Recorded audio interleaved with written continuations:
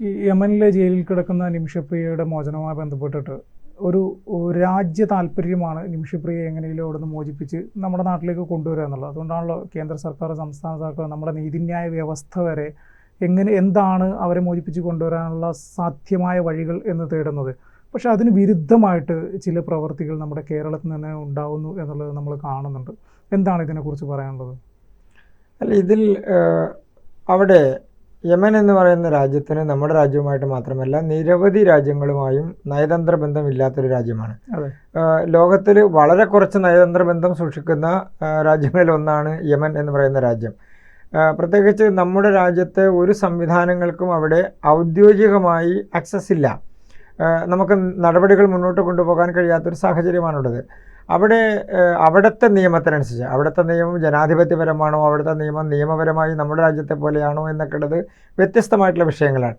പക്ഷേ അവിടുത്തെ നിയമത്തിനനുസരിച്ച് അവർ നടത്തുന്ന വിചാരണയുടെ അടിസ്ഥാനത്തിലാണ് അവർക്ക് ശിക്ഷ വിധിക്കപ്പെടുന്നത്. നിമിഷപ്രിയയുടെ കാര്യത്തിൽ ആ കാലഘട്ടം മുതൽ, ആ സമയം മുതൽ തന്നെ സർക്കാരുകൾ ഇടപെടലുകൾ നടത്താനുള്ള ശ്രമങ്ങൾ നടത്തുകയും അവർക്കെതിരെയുള്ള നടപടികൾ അവസാനിപ്പിക്കുന്നതിനും അവരെ തിരിച്ചു കൊണ്ടുവരുന്നതിനും അവരുടെ കുടുംബത്തോടൊപ്പം അവരെ കൊണ്ടുവരുന്നതിനൊക്കെയുള്ള ശ്രമങ്ങൾ നടത്തിക്കൊണ്ടിരിക്കുകയാണ്. പക്ഷേ അതിൽ ചില പരിമിതികൾ സർക്കാരുകളെ സംബന്ധിച്ച് വരുന്നത് ഔദ്യോഗികമായിട്ടുള്ള നയതന്ത്ര ബന്ധം ഇല്ലാത്തത് കൊണ്ട് സ്വാഭാവികമായും പല ഘട്ടങ്ങളിലും പല മാർഗത്തിലൂടെ ആയിരിക്കും ഒരുപക്ഷെ ഈ ഓപ്പറേഷൻസ് എന്ന് പറഞ്ഞാൽ സാധ്യമായി ചെയ്യാൻ കഴിയുന്നതിൻ്റെക്കുള്ള കണ്ടെത്തലുകൾ നടക്കുന്നത്. അപ്പോൾ ആ നടപടികൾ നടക്കുമ്പോൾ അതിനെ ഏതെങ്കിലും തരത്തിൽ പിന്നോട്ട് വലിക്കുന്ന അല്ലെങ്കിൽ അതിനെ ഡിഫ്യൂസ് ചെയ്യാൻ ശ്രമിക്കുന്ന തരത്തിലുള്ള നടപടികൾ ഉണ്ടാകുന്നത് കരണീയമാണോ എന്നുള്ളത് ആലോചിക്കേണ്ടതാണ്. നമുക്ക് അവിടെയും ഒരു പ്രധാന വിഷയമുള്ളത്, ഇതെല്ലാം ഒരു രാഷ്ട്രീയപരമായി കാണുന്നു, അല്ലെങ്കിൽ ഒരു മതത്തിൻ്റെ അടിസ്ഥാനത്തിൽ, ജാതിയുടെ അടിസ്ഥാനത്തിലെല്ലാം നമ്മുടെ രാജ്യത്തെ ഓരോരോ വിഷയങ്ങളെയും, വ്യക്തിപരമായ വിഷയങ്ങളെയും അല്ലാത്ത വിഷയങ്ങളെയും എല്ലാം കാണാൻ വേണ്ടി ശ്രമിക്കുന്നു എന്നുള്ളതിൻ്റെ ഒരു ഉത്തമ ഉദാഹരണമാണിത്. അപ്പോൾ അവരുടെ മോചനവുമായി ബന്ധപ്പെട്ടുകൊണ്ട് ആരാണ് ആദ്യം ക്രെഡിറ്റ് എടുക്കാൻ ശ്രമിക്കുന്നത്, ആരാണ് ആദ്യം ഇതിൻ്റെ കൊണ്ടുവന്നത്, ഞാൻ മുഖാന്തരമാണ്, ഞാൻ പറയുന്നതിനനുസരിച്ചാണ് കാര്യങ്ങൾ നടന്നത് എന്നുള്ളത് ശ്രമിക്കുന്നത് എന്നുള്ളതാണ് ഇവിടുത്തെ ഒരു പ്രധാനപ്പെട്ട പ്രചരണ വിഷയം. അല്ലാതെ അതിൽ വസ്തുതയുണ്ടോ, അല്ലെങ്കിൽ അതിൽ എന്തെങ്കിലും യാഥാർത്ഥ്യ ബോധത്തോടു കൂടിയിട്ടാണോ ഈ കാര്യങ്ങൾ ഇടപെടുന്നത്, അതൊക്കെ മറ്റൊരു വിഷയം. പക്ഷേ യഥാർത്ഥത്തിൽ അവിടെ അവരുടെ മോചനത്തിന് വേണ്ടി ശ്രമിക്കുന്ന ഒരു സമിതിയുണ്ട്, അവരുടെ കുടുംബം അതിനുവേണ്ടി ശ്രമിക്കുന്നുണ്ട്, കേന്ദ്ര ഗവൺമെൻറ് അതിൻ്റെ ഇടപെടലുകളും നടപടികളുമായി മുന്നോട്ട് പോകുന്നുണ്ട്. നമുക്കറിയുന്നതനുസരിച്ച് അത് ഹൈക്കോടതിയിലാണെങ്കിലും നേരത്തെ സുപ്രീം കോടതിയെ സമീപിച്ച സമയത്താണെങ്കിലും ഒക്കെ അവരുടെ വിഷയത്തിൽ സർക്കാർ സാധ്യമായി ചെയ്യാൻ കഴിയുന്നതെല്ലാം ചെയ്യുന്നുണ്ട് എന്നുള്ളതാണ് ഔദ്യോഗികമായി ലഭിക്കുന്ന റിപ്പോർട്ട്. മറ്റൊന്ന്, അതിൽ മറ്റാരെങ്കിലും ഇടപെട്ടു എന്നോ അതിൽ പുറത്തു നിന്നുള്ള ഇടപെടലുകളുണ്ടോ എന്നൊക്കെ പറയുന്നതിന് ഔദ്യോഗിക സ്ഥിരീകരണമില്ല എന്നുള്ളതാണ്. പക്ഷേ ഔദ്യോഗിക സ്ഥിരീകരണമില്ലെങ്കിലും ആ തരത്തിലുള്ള ഇടപെടലുകൾ നടന്നിട്ടുണ്ടോ ഇല്ലയോ എന്നുള്ളത് ഒരു വ്യത്യസ്ത വിഷയമായി ഇപ്പോഴും അഭിപ്രായ വ്യത്യാസത്തോടു കൂടി നിലനിൽക്കാൻ ഉണ്ടാകാം, ഇല്ലാതിരിക്കാം. പക്ഷേ ആ രാജ്യത്ത് നയതന്ത്ര ബന്ധമില്ലാതിരിക്കെ എങ്ങനെയാണ്, പ്രത്യേകിച്ച് അവിടുത്തെ രാഷ്ട്രീയ സംവിധാനം അതല്ലെങ്കിൽ അവിടുത്തെ ഭരണ സംവിധാനം ഒരു തീവ്രവാദ സ്വഭാവമുള്ള സംവിധാനങ്ങളോടുകൂടി നിലനിൽക്കുന്ന ഒരു ഭരണ സംവിധാനമാണ്. അവിടെ എങ്ങനെയാണ് നമ്മുടെ രാജ്യത്ത് നിന്ന് ഒരു ജനാധിപത്യപരമായി പ്രവർത്തിക്കുന്ന ഒരു സ്ഥാപനത്തിനോ സംഘടനക്കോ ഇടപെട്ടുകൊണ്ട് വിലപേശാനോ നടപടികൾ സ്വീകരിക്കാനോ ചർച്ചകൾ നടത്താനോ കഴിയുക എന്നുള്ളത് ആലോചിക്കേണ്ട ഒരു വിഷയമാണ്.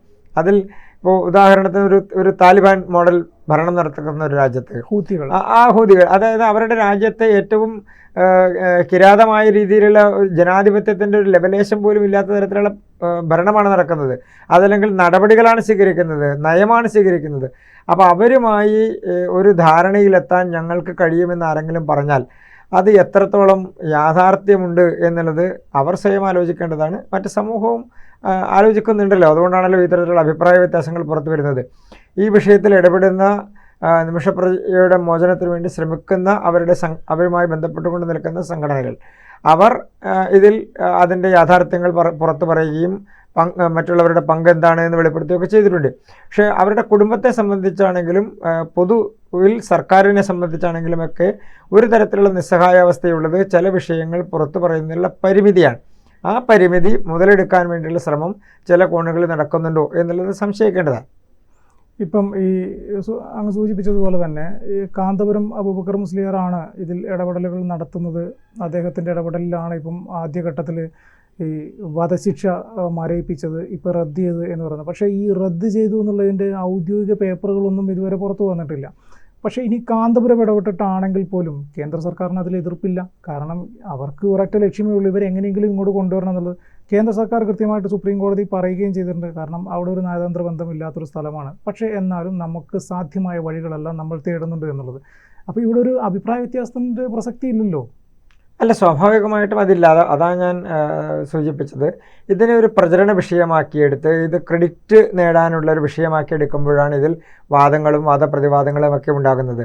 സർക്കാർ നിലപാട് വ്യക്തമായി പ്രഖ്യാപിച്ചിട്ടുള്ളത് ഇതിൽ സർക്കാരിനെ സംബന്ധിച്ചുള്ള ഒരു നയതന്ത്ര ബന്ധത്തിൻ്റെ അഭാവം കൊണ്ടുണ്ടാകുന്ന പ്രശ്നമുണ്ട്. പക്ഷെ അതേസമയം തന്നെ അവിടെ ചില ഇടപെടലുകൾ നടത്താനുള്ള വഴികൾ, പോംവഴികൾ, നടപടികൾ എല്ലാം നടന്നുകൊണ്ടിരിക്കുന്നുണ്ട്. അത് പൂർത്തീകരിക്കാനുള്ള വിഷയത്തെ സംബന്ധിച്ച് സർക്കാർ ഔദ്യോഗികമായ സ്ഥിരീകരണത്തിന് പ്രസക്തിയില്ലല്ലോ അവിടെ. അപ്പോൾ അങ്ങ് സൂചിപ്പിച്ചതുപോലെ ഇതിലേതെങ്കിലും ഒരു വ്യക്തിയാണോ ഒരു സ്ഥാപനമാണോ ഇടപെടുന്നത് എന്നുള്ളത് നമ്മളിപ്പോൾ ഒരു തർക്ക വിഷയമാക്കേണ്ട വിഷയമല്ല. ഇപ്പോൾ പ്രധാനമായിട്ടുമുള്ളത് ഒരു ജനാധിപത്യ സ്വഭാവമില്ലാത്ത ഒരു സർക്കാരിൻ്റെ കീഴിൽ അല്ലെങ്കിൽ ഒരു ഭരണ സംവിധാനത്തിൻ്റെ കീഴിൽ ജീവന് വേണ്ടി യാചിച്ച് നിൽക്കുന്ന ഒരു സ്ത്രീയുടെ ജീവിതം മുന്നോട്ട് കൊണ്ടുപോകേണ്ട ഒരു സാഹചര്യത്തിൽ നമുക്ക് ഏതെങ്കിലും തരത്തിൽ അതിനെ പിന്നോട്ട് വലിക്കുന്നതോ അതിന് കുഴപ്പമുണ്ടാക്കുന്നതായിട്ടുള്ള ഒരു അഭിപ്രായം ആരുടെ ഭാഗത്തുനിന്നും ഉണ്ടാകുന്നത് ഗുണകരമല്ല എന്നാണ് എൻ്റെ ഒരു വിശ്വാസം. സ്വാഭാവികമായും അവരെ സംബന്ധിച്ച് അവർക്ക് അവരുടെ കുടുംബത്തോടൊപ്പം വരാൻ ഏത് മാർഗം സ്വീകരിച്ചും അവരെ സംബന്ധിച്ച് അവരുടെ ജീവൻ രക്ഷിച്ച് നമ്മുടെ രാജ്യത്തേക്ക് കൊണ്ടുവരാൻ, അവരുടെ ശിക്ഷ ഒഴിവാക്കിക്കൊണ്ട് മുന്നോട്ട് പോകാൻ കഴിയുന്ന ഒരു സാഹചര്യം ഉണ്ടാകണം. അതിലിരയായിട്ടുള്ള ആളുകളുടെ കുടുംബം കൂടി സഹകരിക്കുന്ന ഒരു സാഹചര്യം ഉണ്ടാകണം. അപ്പോൾ അതിനെ ഏതെങ്കിലും തരത്തിൽ, പ്രത്യേകിച്ച് നമ്മുടെ രാജ്യത്തും ലോകത്തുമൊക്കെ സോഷ്യൽ മീഡിയ വളരെ സ്വാധീനം ചെലുത്തുന്ന ഒരു കാലഘട്ടമാണ്. വാർത്തകൾ പരസ്പരം അറിയാനും അതിലുണ്ടാകുന്ന അഭിപ്രായങ്ങളും അഭിപ്രായ വ്യത്യാസങ്ങളും തിരിച്ചറിയാനും അതിലുണ്ടാകുന്ന ചർച്ചകൾക്ക് അടിസ്ഥാനത്തിൽ അഭിപ്രായങ്ങൾ മാറ്റാനുമൊക്കെ കഴിയുന്ന സാഹചര്യമുണ്ട്. അപ്പോൾ സ്വാഭാവികമായും അവരുടെ മോചനവുമായി ബന്ധപ്പെട്ടുകൊണ്ടുണ്ടാകുന്ന ഏതെങ്കിലും ഒരു തെറ്റായ പ്രവർത്തനത്തെ അതിനെ നമ്മൾക്ക് അംഗീകരിച്ച് കൊടുക്കാൻ കഴിയില്ല, അതിനെ നമുക്കൊരു തരത്തിലും ന്യായീകരിക്കാനും കഴിയില്ല. അതുകൊണ്ട് അതിന് കുഴപ്പമുണ്ടാകുന്ന ഒരു കാര്യത്തിലും നമ്മൾ ഒരു അഭിപ്രായം പറയുന്നതോ ഏതെങ്കിലും തരത്തിലുള്ള നടപടി സ്വീകരിക്കുന്നത് ഗുണകരമാവില്ല എന്നുള്ളതാണ് എൻ്റെ അഭിപ്രായം. അത് തന്നെ നമ്മളിപ്പം പറഞ്ഞതുപോലെ തന്നെ ഇപ്പോൾ അങ്ങ് സൂചിപ്പിച്ചതുപോലെ തന്നെ ഇതിന് കേരളത്തിലുണ്ടാകുന്ന വാർത്തകളും മറ്റു കാര്യങ്ങളുമൊക്കെ കൃത്യമായിട്ട് അറബിയിലേക്ക് ട്രാൻസ്ലേറ്റ് ചെയ്തിട്ട് തലാലിൻ്റെ സഹോദരൻ അയച്ചു കൊടുക്കുന്ന 2 പേര് കോഴിക്കോട് കേന്ദ്രീകരിച്ചുണ്ട് എന്നാണ് പറയുന്നത്. ഇവർക്കൊക്കെ ഇതിൽ നിന്ന് കിട്ടുന്ന നേട്ടം എന്തായിരിക്കും? അല്ല, അതാണ് നമ്മുടെ രാജ്യത്തിനകത്താണെങ്കിലും രാജ്യത്തിന് പുറത്താണെങ്കിലും നമ്മുടെ രാജ്യത്ത് നിന്നൊരാൾക്ക് ഇപ്പോൾ എത്രയോ ആളുകളെ ഗൾഫ് രാജ്യങ്ങളിലാണെങ്കിലും മറ്റ് രാജ്യങ്ങളിലാണെങ്കിലും ഒക്കെ വധശിക്ഷയ്ക്ക് വിധേയരായതിനു ശേഷം ആ കുടുംബം മാപ്പ് കൊടുത്ത് തിരിച്ചു കൊണ്ടുവരുന്നൊരു സാഹചര്യമുണ്ട്. അപ്പോൾ സോഷ്യൽ മീഡിയയിൽ ഉണ്ടാകുന്ന അഭിപ്രായങ്ങളും അഭിപ്രായ വ്യത്യാസങ്ങളും ആളുകൾ തമ്മിലുള്ള തർക്കങ്ങളും ഒക്കെ അതിൻ്റെ ദുരിതമനുഭവിക്കുന്ന ആളുകളിലേക്ക് എത്തിച്ച് അവരെ പ്രകോപിപ്പിക്കുക എന്ന് പറയുന്നത് ഒരു നല്ല രീതിയാണോ എന്നുള്ളത് നമ്മൾ ആലോചിക്കേണ്ടതാണ്. അതിൻ്റെ ഗുണം എന്താണ്, അത് എന്താണ് ആത്യന്തികമായി അതിനകത്ത് കുഴപ്പമുണ്ടാകുന്നത്, അത് ഏതെങ്കിലും തരത്തിൽ നമ്മൾ നല്ല രീതിയിൽ മുന്നോട്ട് പോകുന്ന ഒരു സാഹചര്യം ഉണ്ടാക്കുമോ എന്നുള്ളത് ഇത് ചെയ്യുന്നവർ ആലോചിക്കണ്ടേ. ഇത് ആർക്കും ഉണ്ടാകുന്ന ഒരു സാഹചര്യമാണ് എന്നുള്ളത് ആലോചിക്കണ്ടേ. ആ സാഹചര്യത്തിനനുസരിച്ച് ഇപ്പോൾ നമ്മുടെ രാജ്യത്ത് വധശിക്ഷയ്ക്ക് വിധിക്കപ്പെട്ടിട്ടുള്ള എത്രയോ ആളുകൾക്ക് പിന്നീട് ജീവപര്യന്തമാണെങ്കിലും അവരെ പുറത്തുവിടുന്നതാണെങ്കിലും അവർക്ക് വിടുതൽ നൽകുന്നതായിട്ടുള്ള സാഹചര്യങ്ങളൊക്കെ ഉണ്ടായിട്ടുണ്ട്. പക്ഷേ മോചനദ്രവ്യം നൽകിക്കൊണ്ട് അതല്ലെങ്കിൽ അവർക്ക് ഏതെങ്കിലും തരത്തിലുള്ള നഷ്ടപരിഹാരമായിട്ടുള്ള തുക നൽകിക്കൊണ്ട് പുറത്തു വരുന്നൊരു സാഹചര്യം നമ്മുടെ രാജ്യത്തില്ല. പക്ഷേ അങ്ങനെ നിലനിൽക്കുന്ന ഒരു രാജ്യത്ത് നിന്ന് അതിന് അവർക്കുണ്ടായിട്ടുള്ള നഷ്ടപരിഹാരം നൽകി അതല്ലെങ്കിൽ അവർക്കുണ്ടാകുന്ന സങ്കടത്തിനുള്ള ഒരു പരിഹാരം നൽകി അത് ആ വ്യക്തിയെ തിരിച്ചു കൊണ്ടുവരാനുള്ള സാഹചര്യം ഒരുക്കുകയല്ലേ വേണ്ടത്. അതിന് ഗുണകരമായ രീതിയിലുള്ള പ്രവർത്തനമല്ലേ വേണ്ടത്. അതിന് ഏതെങ്കിലും തെറ്റായ രീതിയിൽ കാണിച്ച് അതാണ് ഞാൻ സൂചിപ്പിച്ചത്. ആ മറ്റ് ഇരയായിട്ടുള്ള ആളുകളുടെ അല്ലെങ്കിൽ അതിൻ്റെ പ്രശ്നത്തിൽപ്പെട്ടിട്ടുള്ള ആളുകളുടെ കുടുംബത്തെ പ്രകോപിപ്പിക്കുന്ന ഒരു നടപടിയും നല്ലതല്ല എന്നുള്ളതാണ്. കൂടുതൽ വാർത്തകളും വിശേഷങ്ങളും നിങ്ങളിലേക്ക് എത്താൻ ABC മലയാളം സബ്സ്ക്രൈബ് ചെയ്യുക, ബെൽ ബട്ടണും അമർത്തുക.